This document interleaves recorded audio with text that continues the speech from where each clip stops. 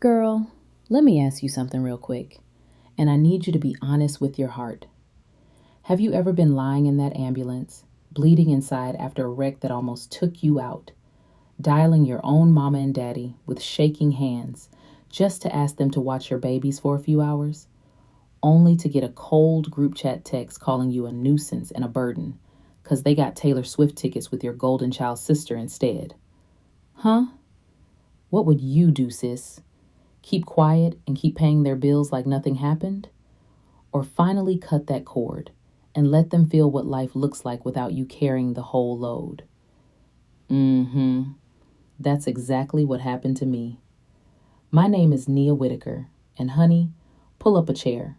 Fix yourself some sweet tea, because Auntie Nia is about to tell you this story like we sitting on my Atlanta porch right now.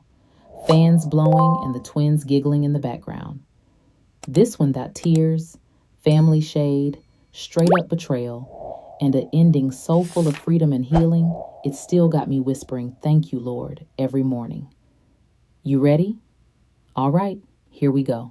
It was 2 months ago, right here in Atlanta, Georgia. I'm 34, a cardiology resident at Grady Hospital, single mama to my 3-year-old twins, Kai and Kyla. Life was already heavy. Long shifts, studying for boards, making sure my babies had everything, even when their daddy walked out during my 5th month of pregnancy. But I was managing. Barely, but managing. That Tuesday evening, I was driving home after a 16-hour shift. Eyes heavy, but I was alert enough. Light turned green. I pulled into the intersection. Never saw the truck. It ran the red doing 50. Impact hit my driver's side door like Judgment Day. Glass exploded. Metal screamed. World spun. Then black. I woke up in the ambulance. Pain tearing through my belly like fire. Familiar voice above me. Nia. Nia, can you hear me? It was Dr. Jamal Hayes, ER physician I'd worked with for 2 years. Jamal. What's happening? My voice came out weak. You were in a bad wreck. Possible internal bleeding. Surgery soon. Your kids. Who's watching them? My stomach dropped harder than the crash. Kai and Kyla were with the babysitter. She leaves at 8. It was 7:15. 45 minutes. I fumbled for my phone. Blood on the screen. Hands shaking so bad I almost dropped it. Dialed Mama and Daddy. It rang 4 times. Nia? Daddy's voice impatient. We about to head out. What is it? Daddy, I need help. I was in an accident. They taking me to surgery right now. Please, you and Mama come watch the twins just for a few hours. I'm scared. Silence. Then muffled voices. Mama sharp and annoyed. Brianna laughing in the background. Line went quiet. My phone buzzed. Family group chat. Mama's text. Nia, you always been a nuisance and a burden. We got Taylor Swift tickets with Brianna tonight. We been planning this for months. Figure it out yourself. Second text from Daddy. You a doctor. You used to hospitals. Don't make this bigger than it needs to be. Then Brianna. Just a laughing emoji. I read it twice. 3 times. Words didn't change. That laughing emoji while I lay bleeding. That was all I was worth to them. Jamal was watching my face. He saw the screen. Nia, what they say? I couldn't even speak. Something cracked open in my chest that wasn't just the bleeding. I whispered, I need a phone with internet. Mine dying. He handed me his without question. I Googled emergency nanny services, found one with 24-hour availability, called, explained in clipped sentences. Yes, triple rate. Yes, handoff instructions. Payment authorized immediately. Done in 4 minutes. Jamal took his phone back, eyes soft. I screenshot those messages for you, before it dies. I nodded, closed my eyes as the ambulance pulled in. Surgery took 4 hours. Ruptured spleen, internal bleeding. Another few minutes, and I might not have made it. 5 days in the hospital. IVs, morphine haze, nurses checking vitals. Not one call, not one text, not one visit from my parents. The emergency nanny service was expensive but worth every penny. They coordinated with my regular sitter, kept Kai and Kyla safe, sent daily photos. Strangers showed up better than blood. On day 3, I asked the nurse for my laptop. "You sure you up for it?" "I need to handle something." Hands steady, I logged into banking. 8 years of automatic transfers stared back. 2,400 on the first for the mortgage, 800 on the 15th for insurance, plus car repairs, roof, furnace, Brianna's emergencies. I canceled every single one. Then blocked all their numbers. No drama, no tears, just done. Felt like setting down a weight I'd been carrying so long I forgot it was there. Jamal stopped by later, brought coffee. "How you feeling?" I looked at him and for the first time in years told the truth. Better. For the first time in 8 years, I actually feel better. He just nodded. He understood. I knew the fallout was coming. They'd notice the money missing. They'd rage. But I didn't expect what happened next. 2 weeks later, I was finally home, moving slow but alive. Saturday morning, making pancakes for the twins, their favorite. Kitchen smelled like butter and syrup. Kai stacking blocks, Kyla knocking them down, laughing. Then, 3 sharp knocks on the front door. My heart jumped. If it was Mama and Daddy, I wasn't ready. Peeped through the hole, and my breath caught.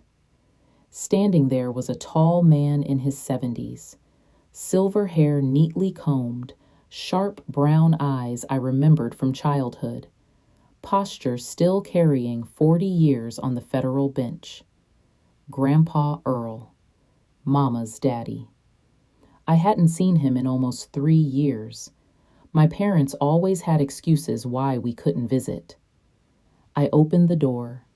He pulled me into a hug so tight my incision ached. "Nia, let me look at you." Pulled back, eyes scanning my face, then dropping to my belly where my hand rested protective. "I know everything, baby girl," Loretta told me. Aunt Loretta, Mama's younger sister, the only one who ever questioned how they treated me. "Grandpa, I don't..." He held up a hand. "You don't need to explain, but I do need you to come somewhere with me." Reached in his jacket, pulled out a cream envelope. Elegant, formal. "My 70th birthday party next Saturday. Whole family gonna be there. And I got some things that need saying." Grandpa Earl sat at my kitchen table watching Kai and Kyla like they hung the moon. They took to him instantly, showing toys, demanding hugs. "They look just like you at that age," he said soft. "Same stubborn chin." I set 2 cups of coffee down. "Grandpa, how'd you find out about the accident? About everything?" "Loretta called me that night. She heard through family. When she told me what your parents did," his jaw tightened. "I watched this for years, Nia. The way they lift Brianna up and leave you carrying the load. I'm old, but I ain't blind. 40 years on the bench. I know favoritism when I see it. I know exploitation, too." I stared at my coffee. "I thought maybe I was making it bigger than it was." "You weren't." His voice carried judge weight. "Tell me something. You still got records of all that money you sent them?" I nodded slow. "Every transfer. 8 years." "Good." He sat back. "I want you to put together a summary. Every payment, date, amount. Because at my birthday party, in front of the whole family, the truth gon' come out. Not as attack, not revenge, just facts. And facts, baby, they got a way of speaking for themselves. My hands trembled around the mug. What if they hate me? The ones who matter won't, and the ones who do never deserved you. The next 2 weeks, I printed every bank statement, every transfer confirmation. 8 years organized in a plain manila folder. Looking at the total, $364,000. It hit different. Aunt Loretta came over 3 days before the party. She flipped through, face darkening. $364,000, Nia. Do you understand what this is? I know, more than most folks make in 7 years. She set the folder down. And they called you a burden. She put her hand on my shoulder. You ain't destroying the family, baby. You just stopping the lie. They built their whole comfortable life on your silence. You ain't obligated to keep giving it to them. That evening, a cousin texted. Heard you and your folks had a falling out. Brianna telling everybody you acting erratic since the accident. Just a heads up. They were already spinning the narrative, painting me unstable before I even walked in. Grandpa Earl's house was a beautiful colonial estate on 3 acres in Atlanta suburbs. White columns, wraparound porch, old money, quiet authority. I pulled up, hands tight on the wheel. Kai and Kyla in car seats chattering about balloons. Over 40 cars already there. Whole family. I wore a simple navy dress, professional, understated, folder in my bag. Inside, party in full swing, waiters with champagne, string quartet, crystal everywhere. I spotted them quick. Mama and Daddy by the fireplace, Daddy in best suit, Mama in cream dress, laughing. Brianna glided over in designer dress, perfect smile, ice eyes. Oh, Nia, you made it. Heard about your little accident. Nothing too serious, I hope. I met her gaze steady. Ruptured spleen, internal bleeding. I almost died. Her smile flickered. Mama said it was just a fender bender. Mama wasn't there. None of y'all were. Brianna recovered fast, patted my arm, fake sympathy. Well, you look fine now. That's what matters. Then drifted off. But the thunder was rumbling. 30 minutes in, the attack came. I was getting juice for the twins when Brianna's voice carried loud across the room to a cluster of aunts and cousins. I'm so worried about Nia, y'all. The accident really messed her up. She cut off Mama and Daddy for no reason, saying all kinds of wild things. Mama joined in, dabbing eyes with handkerchief. We tried everything, calls, texts. She won't respond. I think she having some kind of breakdown. Brianna added, the stress of being a single mama, too much for her. Remember how dramatic she was as a teen? Pitying looks, whispers. I stayed quiet. Handed Kai his cup, smoothed Kyla's hair. Aunt Loretta appeared at my side, voice low, furious. They been laying groundwork all week, calling folks, planting seeds. They know something coming. I looked across at Grandpa Earl. He watched with unreadable face, whiskey glass in hand, gave me the smallest nod. The room quieted sudden. Someone clinked a glass. Grandpa Earl stood. At 70, he still commanded like the courtroom. Before we keep celebrating, he said, voice carrying easy, I got a few things I need to say. Daddy stepped forward quick. Dad, wait. Voice controlled, but jaw tight. Before you say anything, family should know. Nia been going through a hard time since the accident. She confused, distant, cut us off completely. Mama stepped up, handkerchief trembling. We only ever wanted the best for her, but she's spreading terrible lies, saying we abandoned her, don't love her. Brianna from across the room. She even claiming we refused to help during her accident, which is absolutely not true.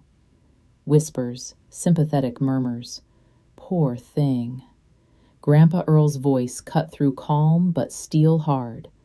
Are you finished, Reginald? Daddy faltered. I just thought the family should know. The family should know the truth, Grandpa interrupted, and I intend to give it to them. He walked center, gait measured like he's still on the bench. I've listened to y'all paint a picture of a troubled young woman turning on her loving family. Now I got some questions. He turned to Daddy. Reginald, simple one. Who been paying the mortgage on your house for the past 8 years? Color drained from Daddy's face. What? $2,400 a month. 8 years. Who been paying it? We pay our own mortgage. Grandpa pulled out my folder. Because I got here complete records of bank transfers from Nia's account to your mortgage company. Every month. 96 months straight. Murmur rippled. Gasps. He kept going calm. Health insurance. $76,800.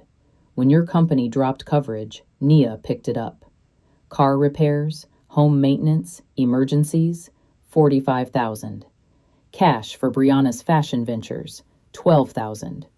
Total, $364,200. Room exploded in whispers. Aunt Loretta stepped forward. For context, y'all, that's more than most folks make in 7 years full-time work. Nia did this while finishing residency and raising newborn twins alone. Mama started crying real tears now. Daddy's hands clenched. Brianna pale. Grandpa wasn't done. One more thing. 2 months ago, Nia in a serious car accident, bleeding internally, rushed to surgery. From the ambulance, she called y'all. Kids home with babysitter about to leave. Needed someone to watch them a few hours. He pulled out his phone. This the text she got in response, from Denise. I'll read it exact. Nia, you always been a nuisance and a burden. We got Taylor Swift tickets with Brianna tonight. Figure it out yourself. The room erupted. Oh my God. That's cold. No context makes that okay. Daddy shouted. We didn't know it was serious. Grandpa. Did you ask? Did you call back? Did you come to the hospital? Silence. And Uncle shook his head. Jesus, Reginald. $364,000 and you called her a burden? Grandpa turned to the room. I'm not asking judgment, just presenting facts. What y'all do with them, your choice. Then he looked at me, eyes soft. Nia, anything you want to say? I hadn't planned to speak, but standing there holding my babies, looking at the crying faces and shocked ones, I handed Kyla to Aunt Loretta and stepped forward. I didn't come for revenge, my voice steadier than I felt. I came 'cause Grandpa invited me, and 'cause for 34 years I've been living a version of my family that wasn't real. A version where I was the strong one, the one who didn't need nothing. I believed y'all when you said Brianna needed more support 'cause fashion hard, when you said I could handle things on my own. I tried to be what y'all needed. But that night in the ambulance, bleeding and terrified, I finally understood. I wasn't strong to y'all. I was convenient. I wasn't reliable. I was exploitable. And no matter how much I gave, it would never be enough to make y'all see me the way y'all see her. Tears slid down my cheek, but I didn't wipe them. Several aunts and cousins moved closer. An uncle turned to Daddy. How could you, Reginald, living off your daughter while treating her like nothing? The room was turning. I felt it. Daddy desperate. You humiliated us in front of the whole family. You happy now? I shook my head. I'm not happy, Daddy. None of this makes me happy. But I ain't sorry either. 'Cause this ain't about humiliation. It's about honesty. For the first time in 8 years, our family knows the truth. Not y'all version. The real one. Brianna tried. This ridiculous. You acting like we monsters. We family. I turned to her. Families do help each other. So where were you when I was pregnant and alone? Where were you when I was raising newborns while studying for boards? Where were you when I was bleeding out? Nowhere. That's where. I took my babies back. From now on, I won't be sending money. Not because I can't afford it, but because support should be a gift, not an obligation. And it should flow both ways in a family that actually cares. I need space, real space, not a few weeks of guilt, then back to normal. I need y'all to actually think about what y'all did. And if someday y'all can acknowledge it, really acknowledge it, maybe we can rebuild something. But I won't hold my breath. A great aunt took my hands. I'm so sorry, baby. I had no idea. All these years I thought you had it easy. I know, I said soft. Everybody did. That's how it was supposed to look. After that, Mama and Daddy left early. Nobody stopped them. Nobody said goodbye. Brianna followed head down. In the days after, fallout swift. Cousins texted apologies. Aunts and uncles reevaluating everything. Family group chat deleted. My parents quietly excluded from gatherings. No announcements, just stopped being welcome. Mama called from a new number weeks later. Voicemail. Nia, please, we need to talk. This is blown out of proportion. Your daddy devastated. I listened once, deleted it. 3 months later, Aunt Loretta called. They selling the house, couldn't keep up with the mortgage now that the transfers stopped. Word is Uncle Frank letting them stay in his guest house temporary, but conditional. They gotta get real jobs. Brianna lost a big design contract after word spread. Last I heard, she waitressing part-time. I don't want them to suffer, but they didn't suffer for 8 years because I was supporting them. They didn't grow. Stopping wasn't cruel, it was necessary. 6 months after Grandpa's party, 1 year after the accident that woke me up, I stood in my new Atlanta apartment watching the sun set. Not big, 2 bedrooms, small kitchen, but 5 minutes from the hospital, good school district, and most important, mine. No mortgage for folks who called me burden. No insurance for people who laughed at my pain. Just rent, utilities, and a college fund for Kai and Kyla growing every month. Grandpa Earl picks them up every Sunday for adventures. Zoo, park, ice cream. I pretend not to know about. You raising them right, baby girl, he tells me. That means everything. Aunt Loretta, my ride or die now. We have dinner twice a month. She helped me heal from the guilt, the second guessing. You didn't turn bitter, she said once. A lot of folks would have. You had every right. What would be the point? I replied. Bitterness, just drinking poison and hoping somebody else gets sick. As for Mama, Daddy, Brianna, we ain't spoke direct. But I know from whispers they still at Uncle Frank's. Daddy part-time at hardware store. Mama bookkeeping for a church. Surviving. Some days I wonder if they think about me, regret anything. But those ain't my questions to answer anymore. I spent 34 years carrying their weight. Finally put it down. If you made it this far, let me leave you with this. Not advice, just truth I learned the hard way. Love ain't a transaction. It ain't a reward for being useful. No amount of money or sacrifice can buy what should have been free from the start. The family I got now, Grandpa Earl, Aunt Loretta, friends like Jamal who showed up when blood wouldn't, they love me for who I am, not what I provide. That's the difference. And it took almost dying to see it. To anybody carrying a weight that was never yours, it's okay to set it down. You ain't selfish. You ain't ungrateful. You ain't a burden. You finally free. So tell me, sis, if you was in that ambulance, getting that cold text while bleeding, Would you have kept paying their bills forever? Or would you have finally chosen yourself like I did? Drop your answer in the comments. I read every single one, baby. Type boundaries if you agree that saying no ain't betrayal. If my story moved you, if it made you feel seen, stronger, ready to release what's been holding you back, hit that like button, subscribe, and turn on notifications.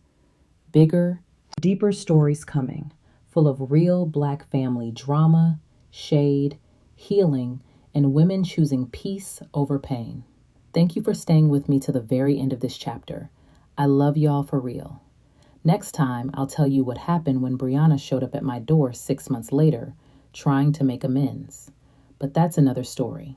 Until then, hold your babies tight, set your boundaries, build your peace,